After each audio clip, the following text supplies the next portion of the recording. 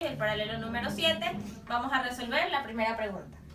Su profesor de educación física le lanza una pelota de béisbol con cierta rapidez y usted la atrapa.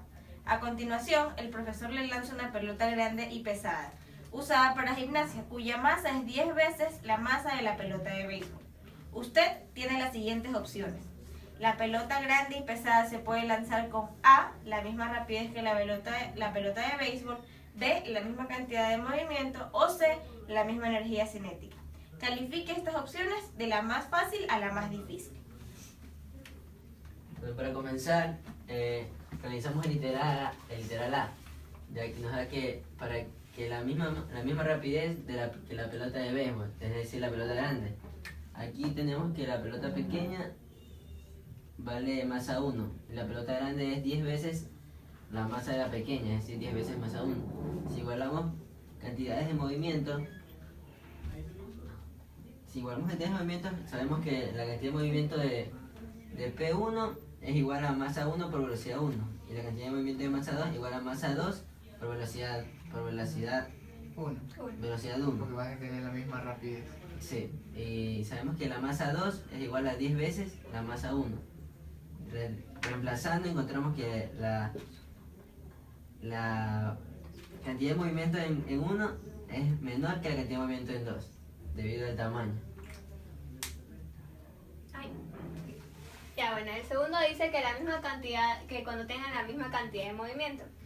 Entonces, tiene que ser P1 igual a la masa 1 por V1. Pero ya sabemos que la cantidad de movimiento en P2, la masa es 10 veces mayor. Entonces, vamos a relacionar, tenemos que tener la relación de la velocidad 1, tiene que ser, la dividimos para 10 para que nos queden iguales la cantidad de movimiento 1 con la cantidad de movimiento 2. Ya, y ahora para el literal C, que nos piden que tengan la misma energía cinética, nos valemos de lo que es la relación entre energía cinética y cantidad de movimiento. Que la fórmula es que la energía cinética va a ser igual al cuadrado de la magnitud de la cantidad de movimiento dividido por 2 veces la masa. Entonces, hay que primero sacar la energía cinética 2 y la 1 y se la iguala. Entonces, en la energía cinética 1 no va a variar, va a tener las mismas, la misma cantidad. O sea, es cantidad de movimiento 1 dividido por 2 veces la masa 1. Va a variar lo que es la energía cinética 2. Porque la masa 2 es 10 veces la masa 1. Entonces se reemplaza eso y reemplazamos y despejamos la igualdad. Contar que quede la cantidad de movimiento 2 igual a la cantidad de movimiento 1.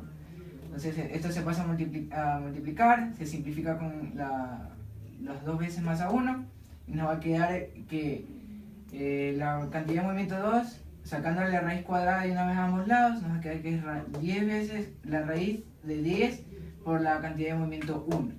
Entonces, ya para completar lo que es la pregunta, que nos pide clasificar de la más fácil a la más difícil, entonces vemos lo que hemos sacado. Nosotros tomamos como más fácil, que es la B, debido a que si igualamos las cantidades de movimiento, P1 va a ser igual a P2, entonces no va a haber mucho trabajo para atrapar la pelota. Entonces esta sería la más fácil de atrapar, y ahí vendría lo que es literal C, que dice que P2 es raíz de 10 P1. Como es multiplicado por un valor P1, entonces esa cantidad de movimiento va a ser mayor que la que está acá, entonces por eso la ponemos como C, en medio. Perdón. Y la más difícil va a ser esta, debido a que la proporción es mayor.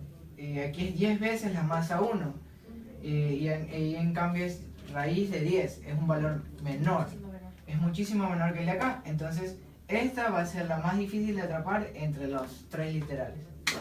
Mi nombre es Carlos Lucas y voy a realizar el problema número 1 del trabajo autónomo 4. El problema dice: los calamares y pulpos se impulsan a sí mismos expeliendo agua. Para hacer esto, guardan agua en una cavidad y luego contraen repentinamente esa cavidad para forzar la salida del agua a través de una abertura. Un calamar de 6.50 kilogramos, incluyendo el agua en la cavidad, está en reposo, cuando de pronto ve un peligroso depredador. Literal A. Si el calamar tiene 1.75 kilogramos de agua en su cavidad, ¿Con qué rapidez debe expeler esa agua para alcanzar una rapidez de 2.50 metros sobre segundo y escapar así del depredador? Desprecie cualquier efecto de arrastre del agua circundante. Literal B, ¿cuánta energía cinética genera el calamar con esta maniobra? Entonces, lo primero que sabemos es que la masa del calamar con el agua es 6.50 kilogramos y tenemos que la masa del agua es 1.75.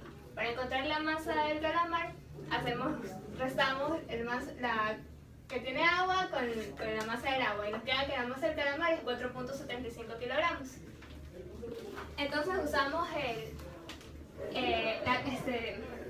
la conservación,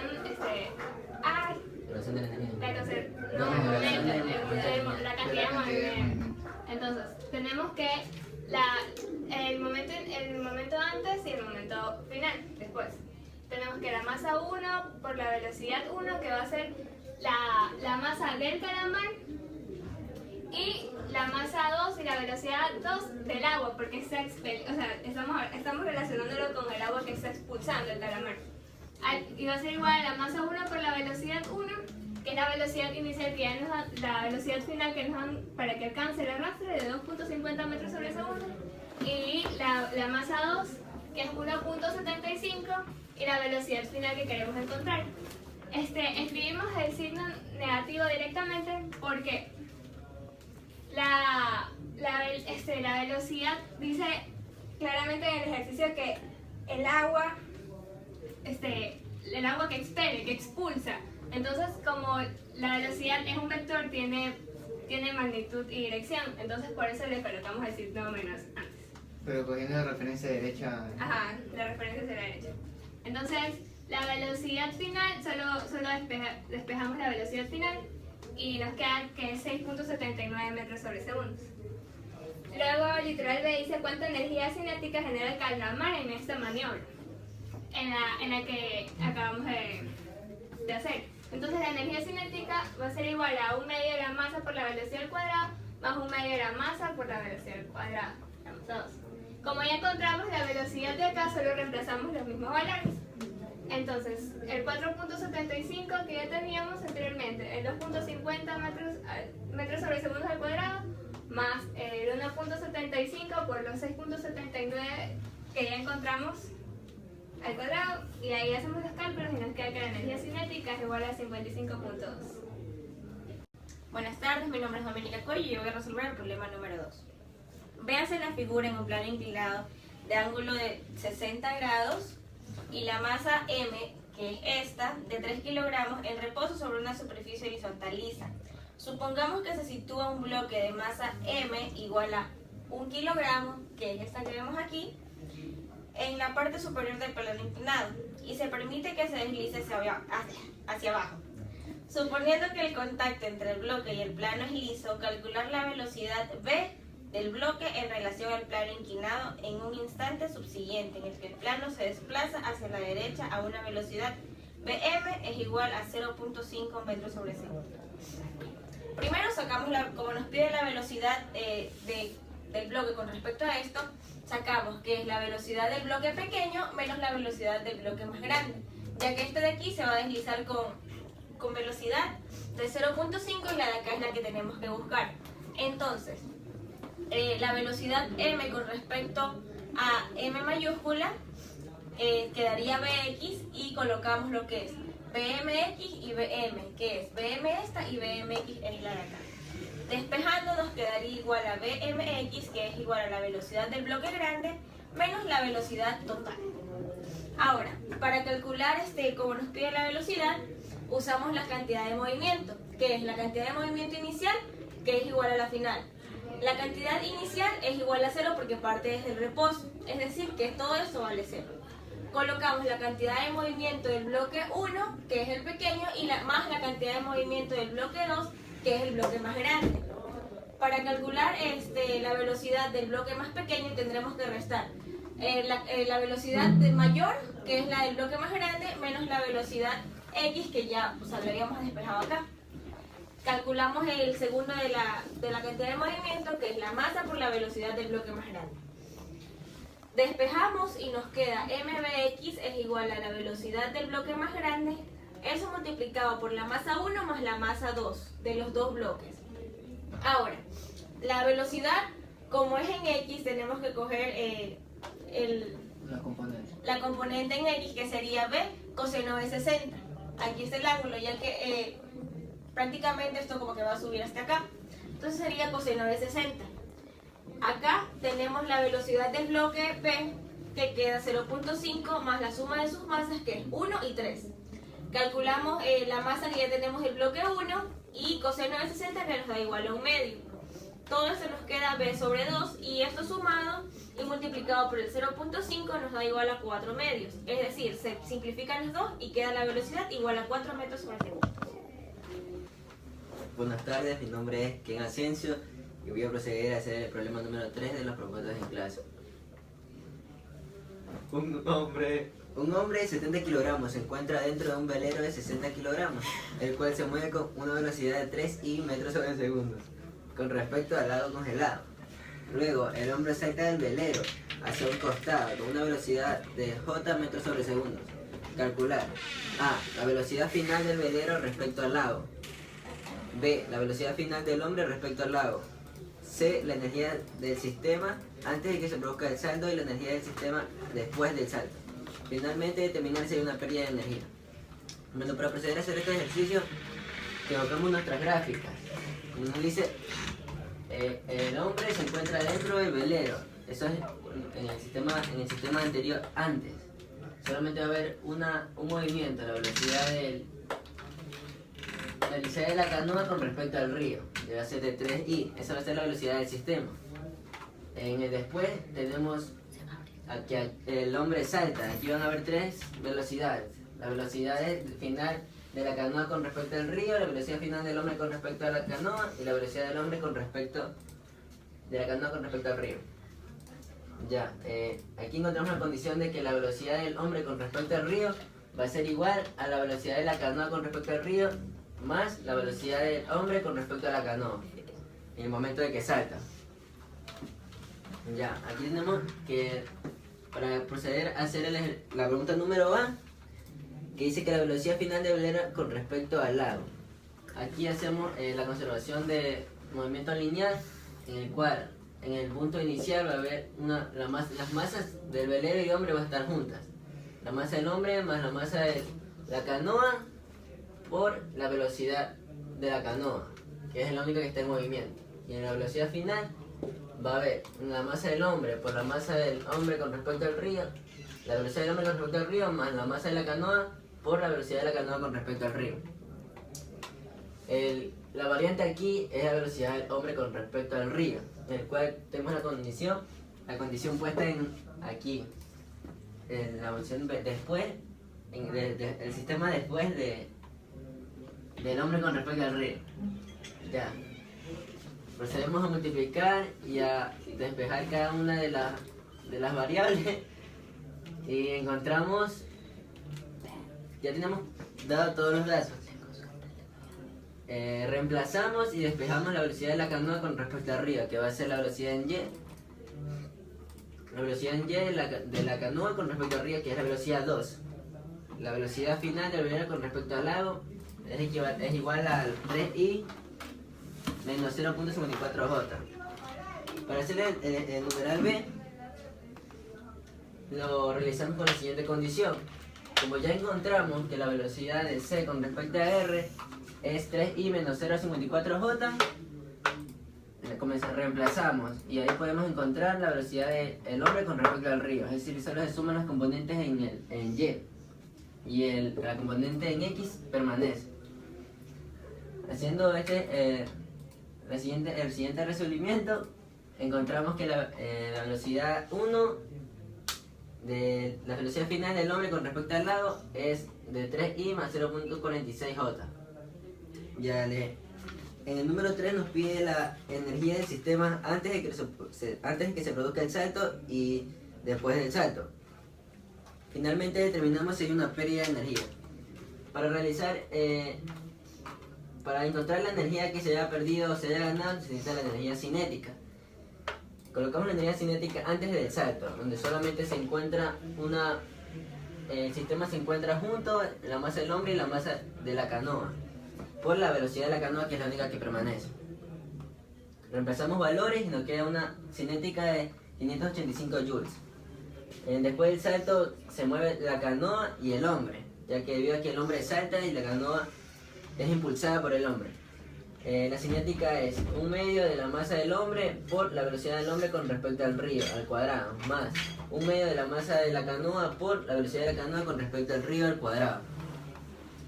Despejando cada uno de los datos ya encontrados, nos da una cinética de 601 joules, lo cual nos da como conclusión que la cinética antes es menor que la cinética después. Entonces no hay una pérdida de energía no hay una pérdida de energía con respecto del sistema. Gracias. Mi nombre es Javier Arce y voy a hacer el problema número 4 del trabajo autónomo número 4. El problema dice lo siguiente: un proyectil se lanza con una rapidez de 30 metros sobre segundo con un ángulo de 30 grados respecto de la horizontal. A los 2 segundos explota en dos partes iguales. Medio segundo después de haber explotado, una de las partes cae justo en la mitad del alcance que hubiese alcanzado el proyectil si este no hubiera explotado. Nos piden determinar la posición del segundo pedazo justo en el instante en el que el primero esté en el suelo. Entonces, para resolver el problema lo planteamos como si fuera tiro parabólico. Copiamos primero lo que son las fórmulas básicas de tiro parabólico y para sacar, primero hay que sacar el alcance máximo que tendría el proyectil si es que no hubiese explotado. Entonces, para eso primero hay que sacar el tiempo de vuelo que le toma a ese proyectil llegar hasta el suelo en el caso que no hubiera explotado. Entonces, procedemos a usar la fórmula de delta Y, que es igual a la velocidad en Y por el tiempo menos 1/2 de la aceleración por el tiempo al cuadrado. El delta Y es 0, ¿por qué? Porque nosotros estamos tomando que desde el inicio hasta el final, si cogemos como por componentes Y2 menos Y1 va a ser igual a 0. Este es en el caso de que no hubiera explotado, porque es lo primero que hay que sacar para luego determinar la posición de los pedazos. Entonces igualamos a 0 y despejamos. Como es una ecuación cuadrática nos va a quedar dos tiempos, el primero que no nos sirve mucho y el segundo que ya vendría a ser el tiempo de vuelo que le toma al proyectil llegar al suelo, que es 3.6 segundos. Ya conocido este tiempo de vuelo podemos usar la fórmula de x igual a velocidad en x por el tiempo de vuelo para sacar el alcance máximo. Entonces, este alcance máximo sería de reemplazar la velocidad inicial que nos dan que es 30, el ángulo que forma con la horizontal que es 30 también, 30 por el coseno de 30 por el tiempo de vuelo que hemos determinado, nos da el alcance máximo que hubiese alcanzado el proyectil si no hubiese explotado. Esta información nos sirve porque nos dice que medio segundo después de haber explotado, una de las partes cae justo en la mitad del alcance que hubiese hecho el proyectil si no hubiera explotado. Entonces, para sacar la posición antes de haber explotado, podemos usar lo que es centro de masa, que es la masa 1 por la posición que va a obtener dividido para la masa total del sistema, que en este caso sería, como estamos analizando del proyectil antes de explotar, sería la misma masa. Entonces las masas se eliminan y nos queda que la posición lo reemplazamos por las fórmulas de alcance máximo, que es velocidad inicial en x por el tiempo de vuelo. Reemplazamos los datos y nos da que la posición del centro de masa es de 65 metros. Lo mismo hacemos para la posición del centro de masa, pero para el eje Y. Asimismo, tomamos la masa 1 por la posición en Y1 dividido por la masa total, que vendría a ser la misma masa del proyectil. Solamente que ahora la posición en Y va a estar dada por la ecuación del tiro parabólico de velocidad inicial en Y por el tiempo de vuelo menos 1/2 de la aceleración, tiempo de vuelo al cuadrado. Reemplazamos lo que son los valores y nos da lo que es la posición del centro de masa en Y, que es 6.9. Estas dos coordenadas nos daría la posición del centro de masa del proyectil si es que no hubiera explotado. Ahora, para determinar la posición del segundo pedazo, hacemos el mismo fundamento de cada uno de los centros de masa. Entonces, el centro de masa del segundo pedazo va a ser igual a la masa del primer pedazo que se desprende por su posición dividido por la masa total, que vendría a ser la masa del proyectil completo, más la masa del segundo pedazo dividido para la posición del segundo pedazo dividido multiplicado por la posición del segundo pedazo dividido para la masa total. Ahora, como nos dice que la masa 1 cae justo en la mitad del alcance, no tiene componentes en Y, entonces solamente tendrá componentes en X, por eso es que esto se hace 0. Ahora, despejamos lo que es la posición 2, que vendría a ser la posición del segundo pedazo, y nos queda que es 13.8 metros. Lo mismo hacemos para el eje de X. La masa 1 por la posición en X1 dividido por la masa total, y la masa 2 por la posición 2 dividido por la masa total. Nos dice que la relación que hay es de un medio, porque me dice que medio segundo después de haber alcanzado ese medio segundo después de haber explotado, una de las partes cae en la mitad. Entonces, medio segundo después, la relación viene a ser de la masa con la MT, un medio, porque dice que son dos partes iguales. Entonces, reemplazamos. El X centro de masa del proyectil total es 65, igual a un medio de 79.5, que es el alcance máximo, dividido para 2, porque nos dice que cae justo en la mitad del alcance del primer pedazo. Entonces se lo divide para 2, y un medio de la posición 2, que no conocemos, que es el segundo pedazo. Despejamos y nos da que es 90.25. Entonces la respuesta a esto sería que la posición está dada por 90.2 en X y 13.8 en Y, la posición del segundo pedazo. Gracias.